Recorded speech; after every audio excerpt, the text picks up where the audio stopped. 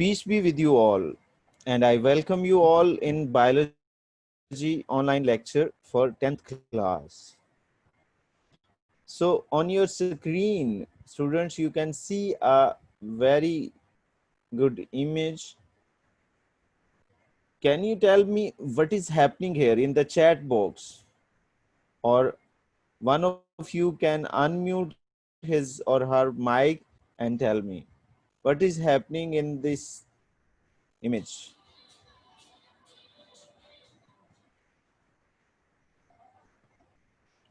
G, any one of you?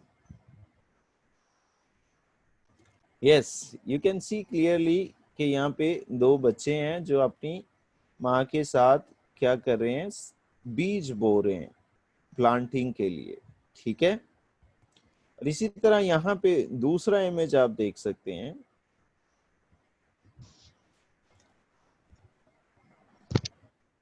इसमें भी आप क्लियरली देख सकते हैं कि एग्रीकल्चर का एक व्यू दिखाया जा रहा है, फील्डिंग का, जो कि एग्रीकल्चर फील्डिंग का एक व्यू दिखाया जा रहा है, जिसमें कि एक लेटेस्ट टेक्नोलॉजी इस्तेमाल की जा रही है खेतों के लिए, फसलें उगाने के लिए। और इसी तरह से यहाँ पे आप ये डायग्राम एक देख सकते हैं। इसमें जो प्रोसेस हो रहा है उसको हम क्या कहते हैं, आप लोग मुझे चैट बॉक्स में बता सकते हैं। ये एक टेक्नोलॉजिकल प्रोसेस है जिसका नाम है फर्मेंटेशन, ठीक है। तो आप इन सारे प्रोसेसेस को दिखाने का मकसद क्या है, क्योंकि आज जो हम चैप्टर शुरू करने जा रहे हैं उसका नाम है biotechnology.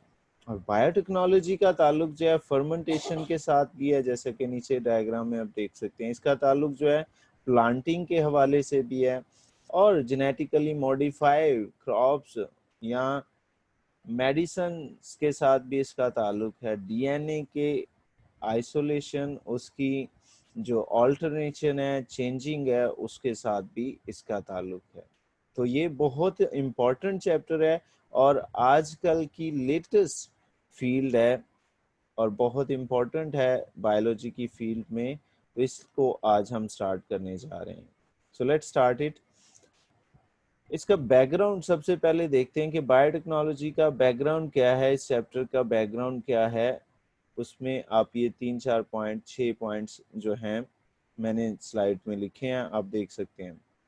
Human have been making use of biotechnology since they discovered forming.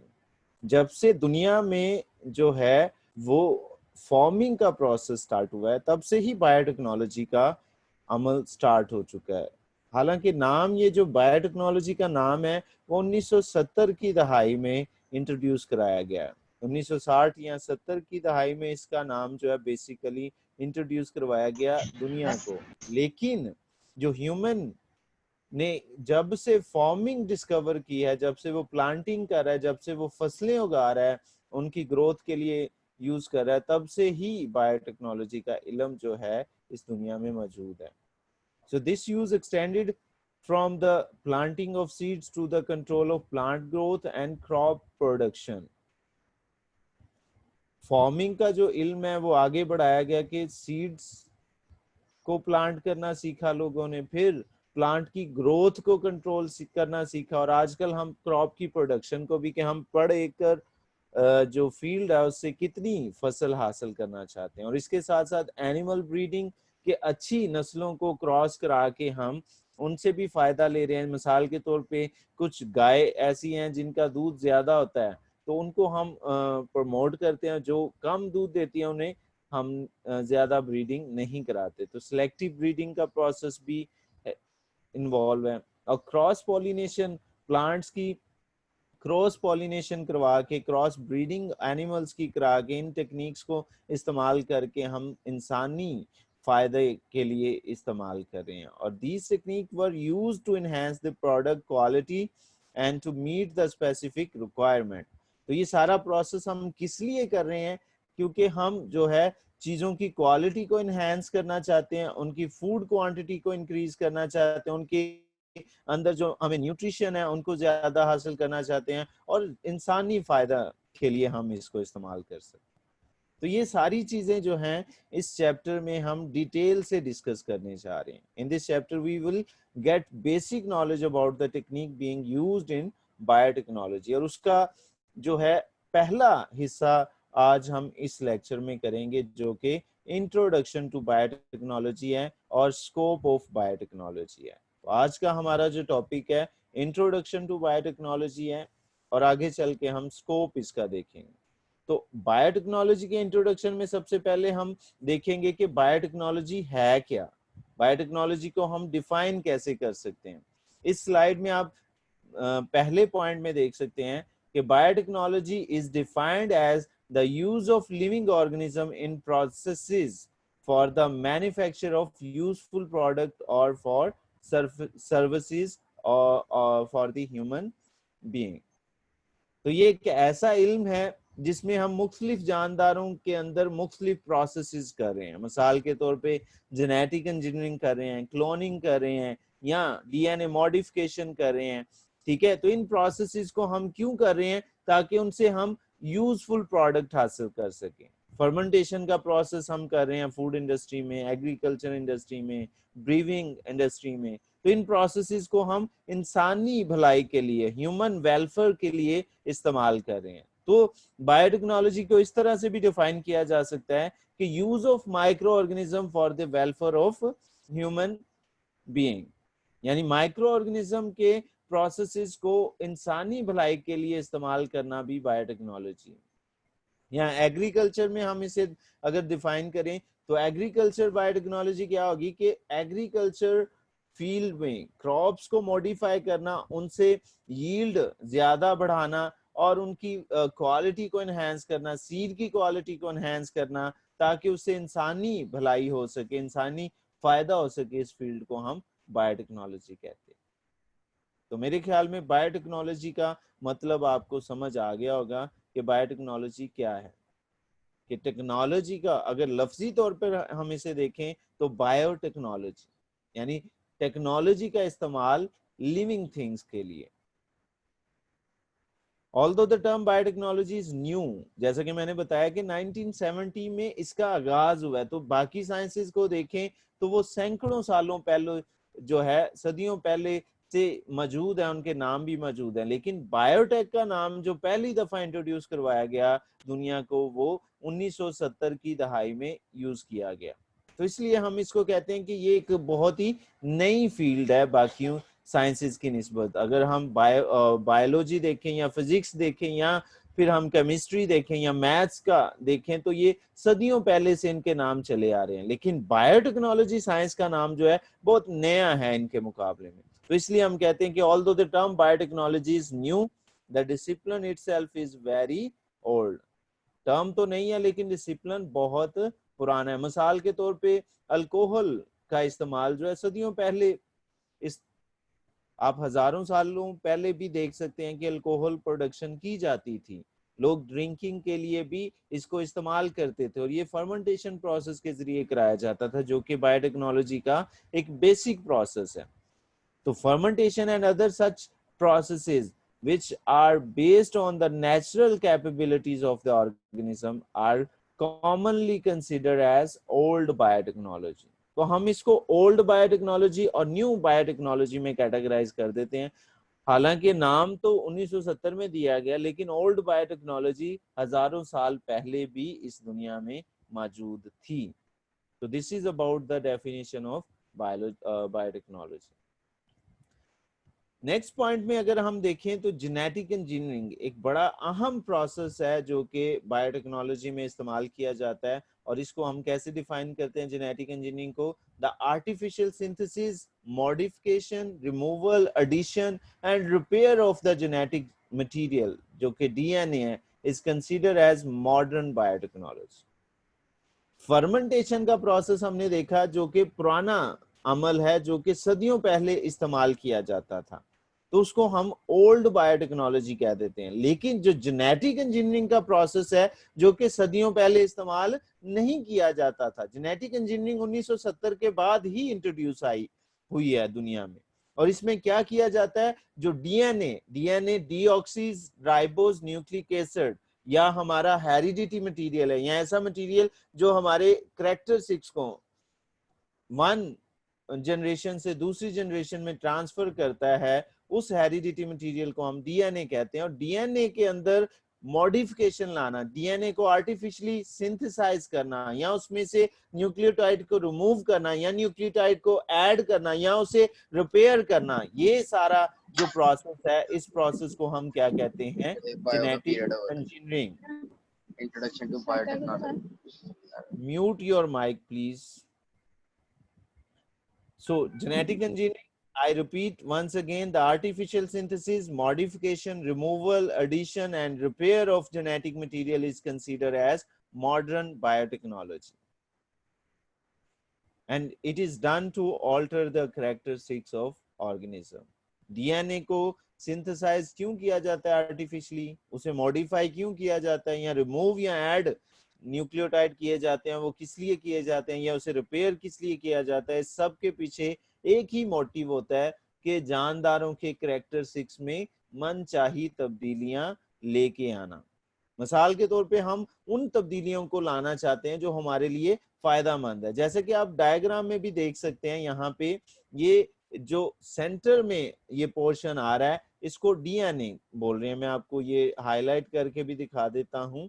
यहाँ पे ये देखें, ये जो पोर्शन है, ये पोर्शन जो मैं हाईलाइट कर रहा हूँ, ये डीएनए है, ठीक है। और ये डबल स्टैंडर्ड डीएनए है, और इसमें आप देख सकते हैं डबल स्टैंडर्ड डीएनए में दोनों साइड पे ये मशीन्स लगी हुई हैं जो कि उसके अंदर क्या कर रही हैं, ऑल्टरेशन कर रही हैं, ठीक है, मॉडिफाई कर रही हैं, उसे रिमूव या ऐड कर रही हैं, ठीक है। तो इस प्रोसेस को हम क्या कहते हैं, जेनेटिक इंजीनियरिंग। तो होपफुली आपको ये जेनेटिक इंजीनियरिंग का प्रोसेस क्लियर हो गया होगा। तो जेनेटिक इंजीनियरिंग जो प्रोसेस है, ये न्यू बायोटेक्नोलॉजी है, जबकि फर्मेंटेशन प्रोसेस जो मैंने पिछली स्लाइड में बताया वो ओल्ड बायोटेक्नोलॉजी है। तो अभी तक हमने बायोटेक्नोलॉजी क्या है, ओल्ड बायोटेक्नोलॉजी क्या है, और न्यू बायोटेक्नोलॉजी क्या है, मॉडर्न बायोटेक्नोलॉजी क्या है, इसके बारे में देखा। नेक्स्ट पॉइंट जो है वो क्या है, the work on genetic engineering start in 1944। जो काम था जेनेटिक इंजीनियरिंग पे वो कब स्टार्ट हुआ, 1944 में। ये बहुत ही इंपॉर्टेंट बात है, याद रखने वाली बात है आपके लिए। पेपर में भी कई दफा ये पॉइंट आया हुआ है कि जेनेटिक इंजीनियरिंग कब स्टार्ट हुई, 1944 में। और when it was proved that DNA carries the genetic information, तब ये बात जो थी साबित हो चुकी थी कि डीएनए जो है उसके अंदर क्या होती है, जेनेटिक इंफॉर्मेशन होती है। जेनेटिक इंफॉर्मेशन क्या होती है, वो इंफॉर्मेशन जो एक नस्ल से दूसरी नस्ल में मुंतकिल की जाती है।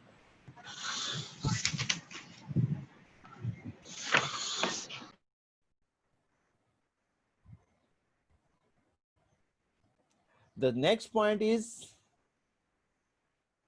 scientists isolated the enzyme of DNA synthesis, then prepared from the DNA outside cell. Next point ये है कि साइंटिस्ट ने कुछ ऐसे एंजाइम्स भी, ये जो पॉइंट हम अगला पॉइंट डिस्कस करने जा रहे हैं, कि साइंटिस्ट ने कुछ एंजाइम डीएनए के जो सिंथेसाइज किए और उनको सेल के बाहर सिंथेसाइज किया। उसमें एक्सोन्यूक्लियेसेस हैं, एंडोन्यूक्लियेसेस हैं, और एक्सोन्यूक्लियेसेस और एंडोन्यूक्लियेसेस की मदद से हम डीएनए को कट कर सकते हैं। ये डीएनए सीजर्स भी कहलाती हैं। या फिर लाइगेज एंजाइम हमने डेवलप किया, या फिर टैग पॉलीमरेज जो कि पीसीआर के प्रोसेस में इस्तेमाल होता है। तो बहुत सारे एंजाइम जो कि डीएनए को मॉडिफाई करने के लिए, उसे जो है सिंथेसाइज करने के लिए, या उसमें जो है एडिशन या डिलीशन करने के लिए, या उसे रिपेयर करने के लिए जो है साइंटिस्ट ने तैयार किए। तो ये भी एक बड़ा स्टेप था, संगे मील था बायोटेक्नोलॉजी की फील्ड में। And in 1970 they were able to cut and paste the DNA of organism.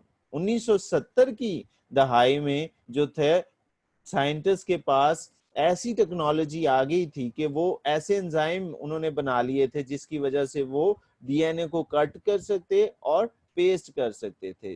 और जहां से मर्जी कट और पेस्ट किया जा सकता था। इस तरह से ऑर्गेनिज्म को भी मॉडिफाई किया जा सकता था।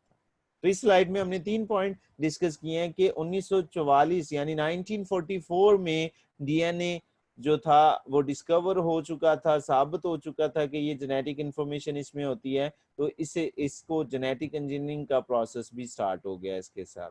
फिर उसके बाद साइंटिस्ट ने बहुत सारे डीएनए के से रिलेटेड एंजाइम प्रिपेयर किए और 1970 में 1970 में वो डीएनए को कट और पेस्ट करना जान चुके थे। और 1978 में बैक्टीरिया के अंदर इंसानी इंसुलिन प्रोड्यूस की गई। So it was a very big breakthrough in the field of biotechnology के 1978 यानी 1978 में scientist prepared human insulin bye inserting the insulin gene in bacteria. इसका प्रोसेस डिटेल से मैंने डायग्राम में दिखाया है। मजीद इसको हम जेनेटिक इंजीनियरिंग का जो प्रोसेस पढ़ेंगे उसमें भी डिटेल से डिस्कस करेंगे। ठीक है, तो जेनेटिक इंजीनियरिंग का आपका एक डिटेल प्रोसेस है जो कि नेक्स्ट लेक्चर में मैं आपको दूंगा, तो उसमें आपको इसको डिटेल से पढ़ेंगे। यहाँ पे शॉर्टली हम देख रहे हैं। दूसरा, इसी जिस तरह से इंसुलिन तैयार की गई बैक्टीरिया में, उसके बाद human growth hormone was also synthesized in bacteria और आज हमें मार्केट में ये इजीली अवेलेबल है। फिर 1990 में the human genome project was launched to map all the genes in human cell. Actually 1989 में ये प्रोजेक्ट स्टार्ट हो चुका था, लेकिन आपकी बुक में ये 1990 में तो, और ये कंप्लीट हुआ था 2002 में। ह्यूमन जीनोम प्रोजेक्ट क्या है कि इसमें पूरी दुनिया से इंसानों के डिफरेंट डीएनए के सैंपल्स लिए गए और उसमें जो 3000 जीन्स हैं, ठीक है, 3000 बिलियन जीन जो हैं, जितने भी जीन्स इंसान के अंदर मौजूद हैं उन जीन्स को यहाँ पे क्या किया गया, सीक्वेंस किया गया और उसका डाटा जो है नेट पे डाल दिया गया। यूएसए ने ये एक्सपेरिमेंट किया था और ये प्रोजेक्ट लॉन्च किया था। ठीक है, और ये बहुत ही बड़ा प्रोजेक्ट था बायोटेक्नोलॉजी के फील्ड में और इसकी वजह से बायोटेक्नोलॉजी की फील्ड में बहुत बहुत बहुत ज्यादा तरक्की हो चुकी है और इसी वजह से ये आज की फास्टेस्ट ग्रोइंग साइंस है। मेरे ख्याल में कंप्यूटर भी बहुत तेजी से तरक्की कर रहा है, तो उससे ज्यादा ये जल्दी तेजी से तरक्की कर रही है।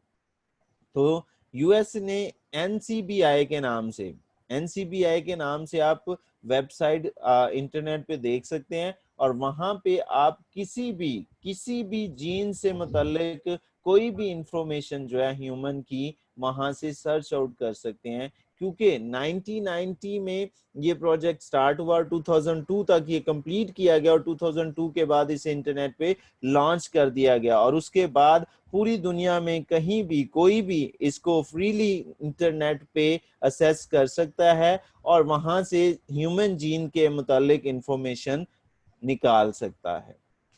तो इसके बाद बहुत सारी तरक्की जो है बायोटेक्नोलॉजी की फील्ड में आ चुकी है। हाँ जी, एक और बड़ी जो है हैरानकुन बात बायोटेक्नोलॉजी के हवाले से, क्लोनिंग प्रोसेस। क्लोनिंग क्या होता है? क्लोनिंग का मतलब होता है एग्जैक्ट कॉपी। तो यहाँ पे डायग्राम में आप जो देख सकते हैं, एक साइंटिस्ट है जिसका नाम है विल्मट ने क्या किया था, ये जो शीप है इसका नाम इसने रखा था डॉली शीप। क्या रखा था इसका नाम? डॉली शीप। और डॉली शीप के साथ उसने क्या किया कि इसका एक सोमैटिक सेल लिया उसने और उस सोमैटिक सेल को उसने जो है एक नई डॉली शीप में तब्दील कर दिया जो कि हूबहू इसके जैसी थी। जैसे कि मैं मिसाल दूं कि अगर मेरा बॉडी का ये जो मेरे हाथ से एक सोमैटिक सेल निकाल लिया जाए और उस सेल को फिर एम्ब्रियो में तब्दील किया जाए और फिर किसी वूम में रख दिया जाए, तो जो चाइल्ड होगा, न्यू बॉर्न चाइल्ड होगा, वो एग्जैक्ट मेरी तरह बिल्कुल हूबहू मेरे जैसा होगा। ठीक है, यहाँ हम मोइद का सेल लेंगे तो वो जो न्यू पर्सन होगा वो बिल्कुल exact same character, 100% same character उसके होंगे, ठीक है। तो इस प्रोसेस को हम क्या कहते हैं, क्लोनिंग प्रोसेस, ठीक है। तो अभी तक हम यही जानते थे कि दो पेरेंट्स के जो है स्पर्म और एग मिलाने से ही न्यू इंडिविजुअल प्रोड्यूस होता है, लेकिन क्लोनिंग टेक्निक से हम क्या करते हैं, सोमैटिक सेल्स को भी जो है नए इंडिविजुअल में तब्दील कर सकते हैं। अभी पहले हमने यही पढ़ा था कि गैमेट सेल जो स्पर्म और एग सेल है वो कंबाइन होके न्यू इंडिविजुअल बनाते हैं, लेकिन इस टेक्निक ने, जो क्लोनिंग टेक्निक है, इसकी मदद से सोमैटिक सेल्स को भी क्या किया जा सकता है, न्यू इंडिविजुअल में तब्दील किया जा सकता है। तो ये भी एक बहुत हैरानकुन इजाद, डिस्कवरी थी बायोटेक्नोलॉजी की। फिर नेक्स्ट पॉइंट है human being using microorganism as early as 4000 BC. 4000 BC पहले भी जो थे इंसान माइक्रो ऑर्गेनिज्म को यूज करते थे वाइन बनाने के लिए, विनेगर बनाने के लिए, चीज बनाने के लिए, योगर्ट बनाने के लिए। तो ये सारे प्रोसेस भी क्या है, फर्मेंटेशन के प्रोसेसेस हैं जो कि बायोटेक्नोलॉजी की फील्ड में आते हैं। और some of these processes has become a part of every home. We may even hesitate to refer them as biotechnology, लेकिन ये भी बायोटेक्नोलॉजी इंडस्ट्री है। So this is all about the background and introduction of biology, biotechnology, sorry. Now the next topic हमारा जो आज का है वो है scope and importance of biotechnology, कि बायोटेक्नोलॉजी का स्कोप क्या है, ये कहाँ कहाँ पे इस्तेमाल की जा सकती है, तो इसकी सिग्निफिकेंसेस क्या हैं, इसमें नेक्स्ट हम पढ़ेंगे। तो आप अपनी स्लाइड पे पढ़ सकते हैं कि in recent year biotechnology is growing as a separate science, क्योंकि इसका नॉलेज इतना वसी हो गया है, तो अब हर यूनिवर्सिटी में ये एक सेपरेट डिसिप्लिन के तौर पे, सेपरेट साइंस के तौर पे पढ़ाई जाती है। So it has attracted the attention of many intellectuals from diverse fields like agriculture, medicine, microbiology and organic chemistry.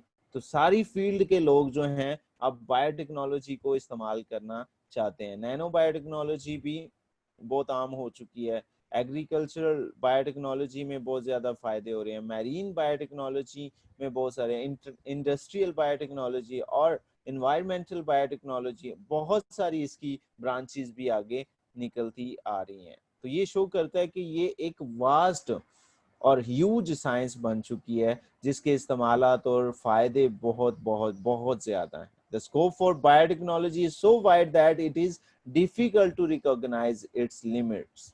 तो इसको लिमिट नहीं किया जा सकता, हर फील्ड में इसका इस्तेमाल हम कर सकते हैं, और उनमें से चंद एक फील्ड में मैं आपको यहाँ पे आज दिखाने जा रहा हूँ कि बायोटेक्नोलॉजी कैसे इस्तेमाल हो रही है। मिसाल के तौर पे ये पहली जो फील्ड है मेडिसिन की फील्ड।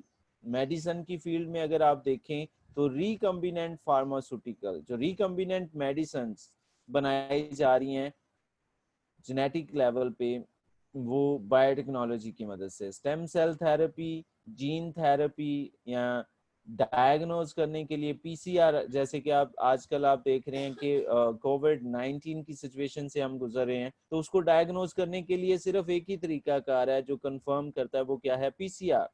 तो वो पीसीआर भी किस फील्ड में आ रहा है, बायोटेक्नोलॉजी में, ठीक है। फिर टिश्यूज इंजीनियरिंग है, एंटीबॉडी थेरेपी है, डीएनए फिंगरप्रिंटिंग है, और ह्यूमन जीनोम प्रोजेक्ट वगैरह, ये सारे जो हैं मेडिसिन की फील्ड में जो हैं मेडिकल बायोटेक्नोलॉजी की फील्ड में आते हैं। इनमें से चंद एक आपकी बुक में लिखे हैं, वो हम यहाँ से पढ़ लेते हैं कि in the field of medicine biotechnologist synthesize insulin and interferon.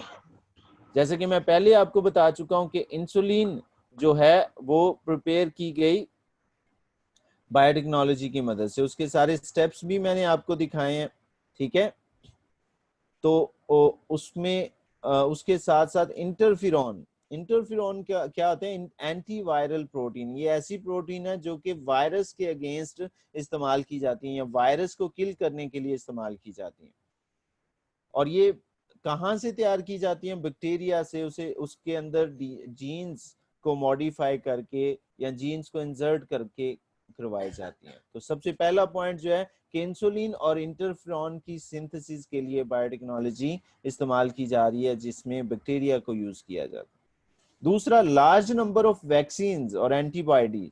पिछले चैप्टर में मैंने आपको पढ़ाया कि वैक्सीन्स और एंटीबॉडीज क्या होती हैं। तो ये वैक्सीन और एंटीबॉडीज भी किसकी मदद से तैयार की जा रही हैं? बायोटेक्नोलॉजी की मदद से। फिर ह्यूमन ग्रोथ हार्मोन या मेडिसिन, दूसरी मेडिसिन भी जो जेनेटिकली मॉडिफाइड मेडिसिन है, उनको भी बायोटेक्नोलॉजी की मदद से तैयार किया जा रहा है। तीसरा, various enzymes are being synthesized. Industrial scale पे various enzyme are being synthesized, और this is also because of genetic engineering. Gene therapy क्या है कि जेनेटिक लेवल पे अगर हम ट्रीटमेंट करते हैं, अगर हमारे जीन्स में कोई डिफेक्ट आ गया और उसको हम ट्रीटमेंट करते हैं, तो इसको हम क्या कहते हैं? Gene therapy. ठीक है। और इसको भी किसने इंट्रोड्यूस करवाया है? बायोटेक्नोलॉजी। और biotechnology also proved much beneficial in forensic medicine. Forensic sciences में आप देख सकते हैं कि बायोटेक्नोलॉजी का ही इस्तेमाल है। क्रिमिनल्स की आइडेंटिफिकेशन के लिए, या फिंगरप्रिंट्स की आइडेंटिफिकेशन के लिए, या डीएनए फिंगरप्रिंटिंग भी मौजूद है, जिसकी मदद से क्रिमिनल्स को बहुत आसानी से आइडेंटिफाई किया जा सकता है और पकड़ा जा सकता है। तो ये सारी जो डिस्कवरीज हैं, ये सारे इस्तेमाल जो हैं बायोटेक्नोलॉजी की फील्ड के हैं। तो आप यहाँ पे देख सकते हैं कि biotechnology is much much beneficial for the human being. दूसरी जो फील्ड है यहाँ पे आप देख सकते हैं, वो है एग्रीकल्चरल और फूड इंडस्ट्री। यहाँ पे आप डायग्राम में देख सकते हैं कि there are so many crops.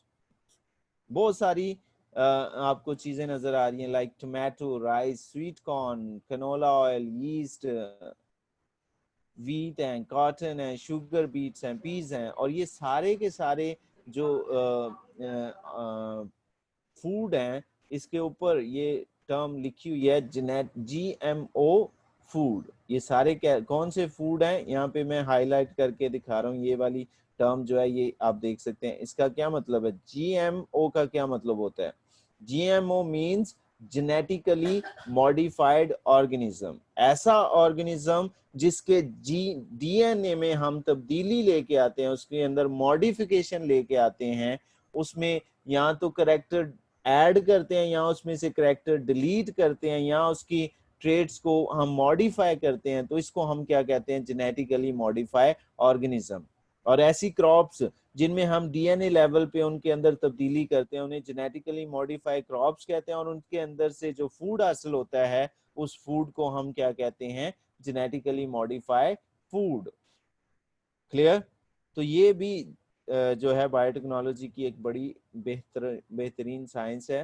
और यहाँ पे इसके हवाले से आप देखें, अगर फर्मेंटेड फूड जो है, फर्मेंटेड फूड जैसे पिकल्स या योगर्ट, अचार है या दही है, तो ये किसके जरिए हासिल किया जाता है? Genetic engineering.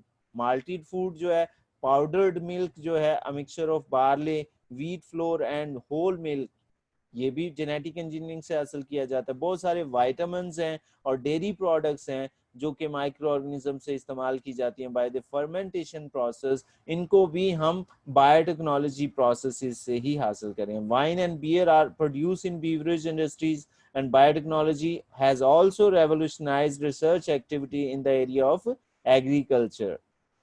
और थर्ड पॉइंट में ट्रांसजेनिक ऑर्गेनिज्म कौन से हैं? जिनके DNA में हमने तब्दीली की है, जिनके DNA को मॉडिफाई किया।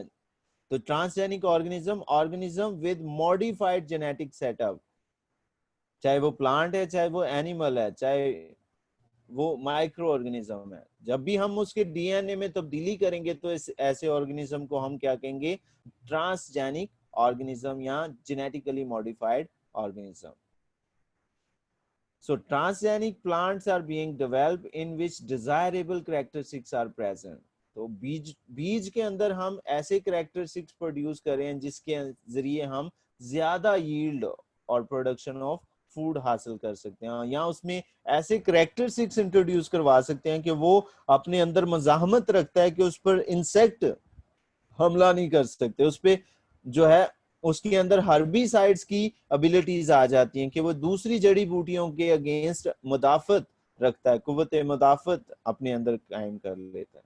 इसी तरह ट्रांसजेनिक गोट्स प्रोड्यूस की जा रही हैं, ठीक है, काउस प्रोड्यूस की जा रही हैं, ठीक है, मोर फूड हासिल करने के लिए, मोर मिल्क हासिल करने के लिए उन्हें बनाया जा रहा है। Many animals like goats, cows have been made transgenic to get medicine through their milk, blood और यूरिन।